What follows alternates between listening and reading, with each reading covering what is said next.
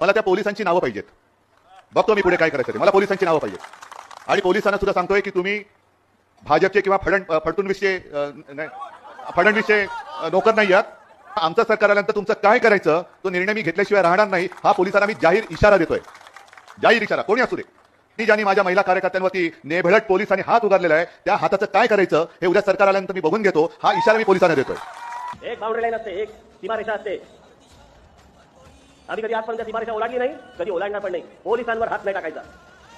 फक्त या आमच्या लोकांमुळे, पोलीस अधिकाऱ्यांमुळे आज अजूनही शांतता आणि सुव्यवस्था आहे. म्हणून ही माणसं खूप मोठी आणि महत्वाची. जरा सण नाही, बायका मुलं नाही, काही नाही, आम्ही फक्त बोलणार हा यांना पैसे खायला पाहिजेत. तो जेवढी मेहनत करतो, तो जेवढा पहारा देतो, हा पहारा देणं ही काही सोपी साधी गोष्ट नाहीये. मुंबई पोलिसांवरती माझा विश्वास आहे, 100% विश्वास आहे. मुंबई पोलीस, महाराष्ट्र पोलिसांवरती तुम्ही त्यांच्या हातामध्ये त्यांना 48 तास द्या. तुम्ही मला एक दिवस म्हणताय ना, मुंबई पोलीस, महाराष्ट्र पोलिसांच्या हातामध्ये त्यांना 48 तास द्या.